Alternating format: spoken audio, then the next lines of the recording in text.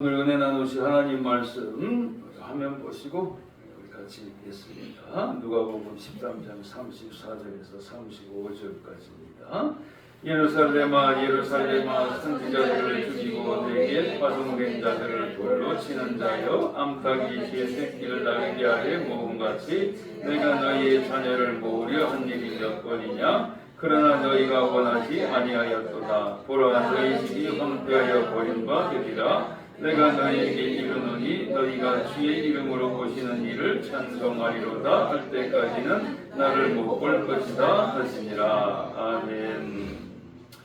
다시 한번 기도하겠습니다. 주님, 이 시간도 주님의 권능으로 임하여 주옵소서. 선한 목자이신 주님의 막대기와 지팡이로 안위하여 주시옵시고 사망의 음침한 골짜기를 지날지라도 해를 두려워하지 않게 하여 주옵시고 오직 주님의 인도하심과 푸른 조장 맑은 물가로 우리의 영혼이 소생케 하여 주옵소서. 예수님 이름으로 기도하옵나이다. 아멘. 네, 오늘 말씀의 제목은요, 세상 권세와 하늘 권세입니다. 마태복음 23장 37절에서 39절에도 오늘 말씀하고 같은 내용이 나와요. 그런데 바리새인과 서기관이라 그랬습니다. 예수님께서는 바리새인과 서기관들을 대부분은 굉장히 싫어하셨어요.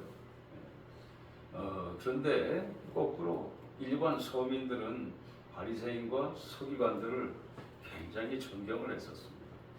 그러니까 예수님께서 바리새인과 서기관들을 책망하신 데는 다 이유가 있는 거예요.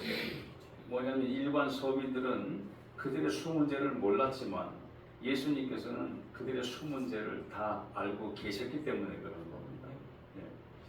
바리새인들은 파리사이, 원래 구분하다는 뜻이에요. 성결된다는 뜻입니다. 그리고 실제로 이스라엘 정치에 큰 세력을 이루었던 사람들이에요. 지금으로 치면 야당 세력들입니다. 근데 왜 이들이 득세를 하게 되었는가? 여당 세력인 사두개인들은 백성들의 아픔을 몰라요. 그래서 헤롯 당하고 같이 합세해가지고 호의호식하는 사람들이었고 또 믿음도 부족했던 사람들이었습니다. 그래서 저희들은 천사도 없고 부활도 믿지 않는 사람들이었는데 그나마 바리새인들은 천사도 있고 부활도 있다고 생각한 사람들이었습니다. 그러니 백성들의 입장에서는 사두개인들보다 헤롯 당보다는 바리새인이나 또 열심당원들이 훨씬 더 인기가 있었어요. 그 다음에 서기관이라고 하는 것은요, 말씀을 필사할 만큼 아주 뛰어난 거의 천재급의 사람들입니다. 그래서 이 사람들은 이스라엘 중에서도 머리가 아주 최고로 좋은 축에 속하는 사람들이에요. 왜 서기관이냐? 대제사장 밑에 지금으로 치면 대통령 비서관에 해당하는 사람들이 바로 서기관이 되는 겁니다. 그런데 예수님께서는 그들도 역시 많이 책망을 하셨어요. 그 이상하죠. 존경받는 지도층인데 분명히 누가 봐도 이 사람들이 번듯한 사람들인데 예수님께서는 그들을 책망을 하셨어요. 심지어 마태복음 5장 20절에 보면 예수님께서 뭐라고까지 말씀하셨냐 하면은 제자들하고 일반 백성들 보고 너희들의 의로움이 이 바리새인과 서기관보다도 낫지 않으면 천국에 못 들어간다고까지 말씀을 했습니다. 그러니까 자기들이 그렇게 존경하는 계층들인데 근데 그들보다 자기들이 의로울 수가 없을 것 같은데 예수님께서 그런 말씀을 하시게 된 거죠. 심지어 예수님께서 그들을 향해서 몇 번 저주를 퍼부으셨냐면 화 있을진저 하고 4번이나 연속적으로 저주를 퍼부으셨어요. 그 이유가 뭐냐? 예수님께서 항상 전도를 할 때는 회당 중심으로 전도를 하셨거든요. 예수님께서 회당에 딱 들어가시는데 회당에는 모세의 자리라고 하는 게 있습니다. 하나님 보좌에 해당하는 성전은 아니지만 그 앞에 회당 들어가기 전에 그 자리를 하나 만들어 놨어요. 그게 아무나 앉는 게 아니고 아주 지식도 높고 율법 지식도 높고 사회적인 존경을 받는 사람이 보통 거기 앉아 있는 겁니다. 근데 그날 예수님이 들어가시는데 이 사람이 예수님이 누군지 알지 못한 거죠. 거기 들어갔는데 모세의 자리에 딱 앉아가지고 예수님을 빤히 쳐다보고 있었던 겁니다. 예수님께서 그들을 얼마나 가소롭게 보셨겠습니까? 또 저희들은 옷수를 넓게 해가지고 권위를 높이는 사람들이었어요. 좀 더 장식에 치장하는 사람들이고 시장에 가면은 인사받기를 좋아하고 그런 말과 행실이 불일치했습니다. 예수님께서는 저희들이 말하는 바는 지키되 행실은 본받지 말라고 말씀을 하셨어요. 그리고 저희들은 천국문을 가로막는다 그랬습니다. 자기들도 못 들어가고 남도 못 들어가게 한다 그랬습니다. 왜 그런가? 율법에 더 중요한 바 종교의 형식은 잘 지키는데 그 속에 정의 대신에 불의를, 긍휼 대신에 정죄를, 믿음 대신에 불신을 사람들에게 보여주는 삶을 살았던 겁니다. 현대의 바리새인들도 많아요, 실제로. 안 그럴 것 같지만 실제로 많이 있습니다. 그러면 우리는 이 말씀을 통해서 어떤 교훈을 얻어야 되느냐? 우리는 바리새인이 되지 말아야 된다는 겁니다. 바리새인 안 되는 방법이 있어요. 안 되는 방법. 같이 선포합시다. 바리새인 안 되려면 형제로 생각해야 돼요. 형제로 생각하면 바리새인에서 떠나게 돼요. 어떤 게 바리새인인가? 선생이 되려고 하면 바리새인 돼요. 선생이 되려고 하면 바리새인. 예수님께서는 바로 그것을 정확히 말씀해 주셨어요. 너희들은 선생, 나쁘려고 할 필요도 없다고 말씀하셨어요. 선생은 한 분밖에 안 계세요. 예수님 한 분밖에 안 계시고 너희들은 다 형제라고 말씀합니다.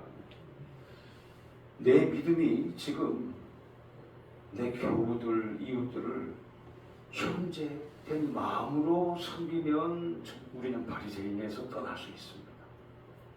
근데 내가 뭔가 지적하고 가르치려고 하면 우리는 바리새인으로 쉽게 옮겨지게 됩니다.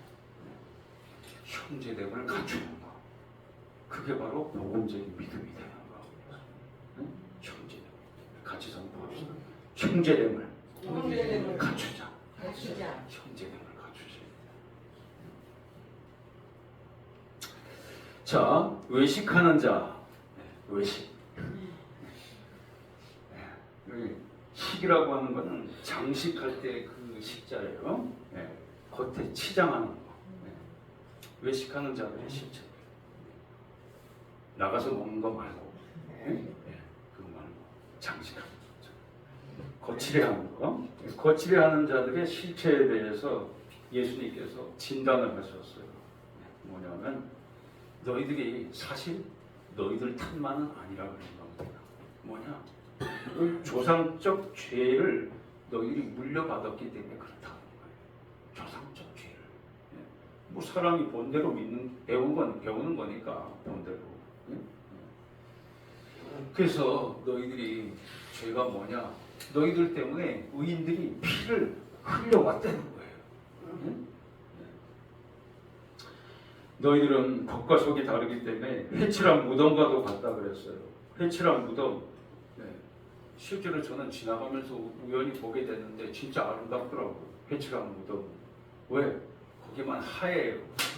네. 딴 데는 더러운데 거기는 하얗기 때문에 깨끗해요. 네. 언제 그런 일이 있느냐? 명절을 앞두면 우리도 명절 앞두고 마을에서 뭐 청소도 하고 이렇게 단장을 하는 데가 있잖아요. 근데 이스라엘도 마찬가지입니다. 큰 명절 앞두고는요, 해외에서 흩어진 백성들이 돌아오기 때문에 단장을 해요. 그때 제일 잘 단장하는 게 무덤입니다. 무덤. 무덤에다가 실제로 회칠, 하얀색으로 칠을 해가지고 무덤 같아 보이지 않도록, 공포스러워 보이지 않도록 그렇게 만드는 겁니다. 예수님께서는 거기에 정확히 비유를 하셨어요. 너희들은 회칠한 무덤과도 같다 그랬어요. 겉에는 하얗고 깨끗해 보여도 속에는 사망이 있는 거다 그 말이지. 예? 속에는 죽음이 있어요. 죽음. 예? 예수님께서는 그들을 향하여서 너희들은 지옥의 판결을 피할 수 없는 독사의 새끼들이라고 말씀하셨습니다. 사실 욕한 겁니다. 본문의 바리새인들은 어떤 사람들이냐? 이게 좀 처음에는 혼동이 되더라고요. 본문의 바리새인들은 좋은 사람들인지 나쁜 사람들인지. 근데 잘 판단을 해보니까 유쾌한 사람들은 아닙니다. 예수님께서 이때 일반 백성들에게 말씀을 전하셨어요. 그래가지고 일반 백성들한테 제일 처음 한 말이 너희들 회개해야 된다는 말씀을 해주셨고, 그 다음에 안식일이지만 병자를 고쳐주셨고, 18년 동안 몸이 비틀어져가지고 고생하는 여인을 고쳐주셨어요. 그랬더니 회당장이 나와가지고 예수님한테 안식일에 일을 했다고 책망을 했었습니다. 예수님께서 그를 어리석게 만들어 주셨어요. 너희들은 짐승은 건져내면서 사람은 고쳤는데 그거 가지고 잘못됐다고 할 수 있는가? 그 얘기에 주변 사람들이 예수님 말에 통쾌함을 느끼고 예수님을 향하여서 존경을 하게 된 겁니다. 그 다음에 세 번째가 뭐냐 하면은 누룩의 비유, 겨자씨의 비유를 통해 가지고 저희들에게 하나님 나라에 큰 소망이 있다는 것을 비유를 통해서 가르쳐 주셨던 거예요. 그것까지 딱 가르쳐 주셨는데 바리새인들이 와가지고 귀뜸을 하는 겁니다. 뭐라고 귀뜸을 하느냐? 헤로다니 당신을 지금 죽이려고 하고 있다는 거예요. 예수님께서 은혜롭게 잘해서 백성들을 지금 그 신령을 그 옥토와 같이 기경을 시켜놨는데 와가지고 찬물을 끼얹은 겁니다. 헤롯이 당신을 죽이려고 그럽니다. 예수님께서 어떻게 하셨는가? 예수님께서는 정면 돌파를 하셨어요. 뭐라고 말씀을 하셨느냐? 헤롯이면 당시에 무시무시한 왕인데, 그런데 예수님께서는 가가지고 그 여우한테 얘기하려는 거예요. 얘기하려는 거예요. 그러니까 그걸로 인해 가지고 예수님께서 크게 책 잡힐 수도 있는 일이었는데, 예수님께서는 과감하게도 가서 그 여우한테, 헤롯 왕이라고도 하지 않고 임금이라고 얘기하지 않고 가서 그 여우한테 전하라는 거예요. 뭘 전하라는 거냐? 내가 가야 될 길을 가야 된다고 말씀하신 겁니다. 오늘과 내일, 모레까지 내 일정이 꽉 잡혀 있어. 나는 그 일정대로 나갈 뿐이라고 말씀하신 겁니다. 그리고 말씀하시기를 선지자가 예루살렘 밖에서는 죽는 법이 없다 그랬어요. 예루살렘 밖에서는 죽는 법이 없다는 것은 예수님께서 십자가 달리시는 그 모든 사역은 하나도 흐트러짐 없이 방해받지 않을 거라는 뜻이에요. 그러니까 무슨 뜻입니까? 지금 바리새인과 서기관들은 예수님을 협박하는 거잖아요. 세상 권세가 협박을 해온 겁니다. 거기에 대해서 예수님께서는 어떻게 하셨느냐? 우리 같이 선포합시다. 하늘 권세로 응수하셨다. 하늘 권세로 응수하신 겁니다. 우리도 그렇게 할 줄 알아야 돼요. 세상 권세가 협박을 해와도 하늘 권세로 우리가 응답할 말을 달라고 기도할 수 있어야 되는 거. 그때 할 말을 너희들이 일부러 미리 만들 필요도 없다고 말씀하셨어요. 성령께서 너희와 같이 계시기 때문에 그때 마땅히 할 말을 너희 입에 넣어줄 거라고 말씀을 하셨습니다. 오늘 본문이 예수님께서 바리새인들만 야단친 본문이 아닙니다. 예수님께서는 백성들을 향하여서 더 크게는 예루살렘, 이스라엘 전체를 향해 가지고 탄식을 하셨어요. 뭘 탄식을 하신 거냐? 저희들의 위선적인 신앙, 또 위선적인 신앙을 보고 그게 맞는 줄 알고 오염된 사람들, 그 이스라엘 민족 전체에 대해서 예수님께서 탄식을 하셨던 겁니다. 너희들은 파송된 자들을 돌로 쳤다고 말씀하셨어요. 선지자들을 죽였어요. 사가랴의 피까지 하나라도 남김없이 다 갚아주리라고 말씀하셨습니다. 그리고 예수님께서 저희들을 회개시키기 위해서 얼마나 하나님께서 노력하셨는지를 말씀하셨습니다. 내가 너희들을 모으려고, 의로운 편으로 모으려고 얼마나 애를 썼는 줄 아느냐? 암탉이 새끼를 날개 아래 모음같이 그렇게 했다는 거예요. 믿지 못해서 못 오시는 경우에는 이 말씀을 잊어버릴지도 모르죠. 그런데 너희가 거부했다는 거예요. 그때는 핑계대지 못할 거라는 뜻입니다. 그 결과는 뭐냐? 너도 비참하게 되지만 너희 집도 황폐하게 버림받을 것이라고 말씀합니다. 오늘 본문 35절에 보면요, 예수님께서 이렇게 이스라엘 민족 전체를 다 책망을 하시고 난 다음에 한 가지 희망을 주세요. 그게 뭐냐? 너희가 주의 이름으로 오시는 이를 찬송하리로다 할 때까지 나를 못 볼 것이라고 말씀하셨습니다. 여기서 찬송한다고 하는 건 뭐냐면 율로게메노스라 그래가지고 복되다는 뜻입니다. 이게 표준 세 번역하고 세 번역에는 제대로 번역을 했어요. 찬송하리로다, 복되시로다. 같은 말인데 거기에 또 다르게 번역을 했다는 뜻입니다. 시편 118편 26절에 여호와의 이름으로 오는 자가 복이 있으며, 그래서 찬송하는 거 하고요, 같이 선포합시다. 찬송과 복은 같은 말이다. 찬송과 복은 원문상으로 같은 말이다. 그걸 언제 최초의 시도가 있었냐?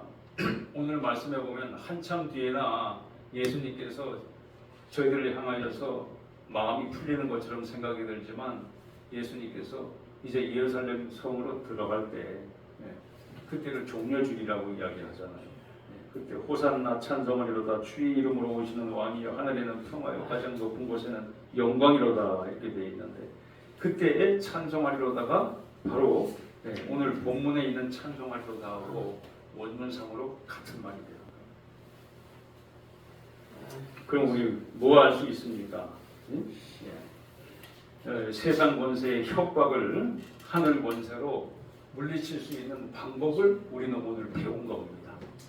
뭘로 우리는 이길 수 있는가? 우리에게도 승리할 방법을 주셨는데 그건 뭐냐면 우리 같이 선포합시다. 주의 이름으로 오시는 이를 찬송하리로다. 이걸요 곡을 붙여서 노래로 해도 괜찮고 종려주일처럼 외쳐도 괜찮다는 뜻입니다. 외쳐도 괜찮다는 뜻입니다. 6.25 때는 찬송을 하고 싶어도 공장분들한테 들킬까봐 찬송을 못했다 그래요. 그거 어떡하냐? 찬송을 읽었다 그럽니다. 찬송을. 그거하고 똑같습니다.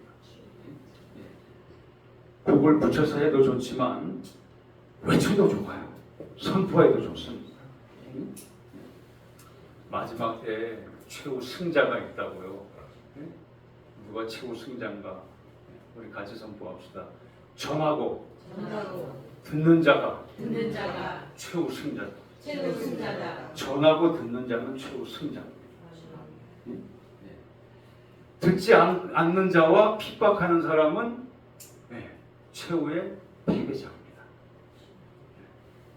우리가 나가서 전도를 해봅니다. 신방을 하고 주변에 전도를 하는 경우도 있어요. 근데 사실은 그때가 언제냐? 생사화복의 갈림길이 되는 겁니다. 왜? 질문 하나만 물어보면 이 사람이 지금 생과 사중에 어디에 있는지를 알 수가 있으니까 금방.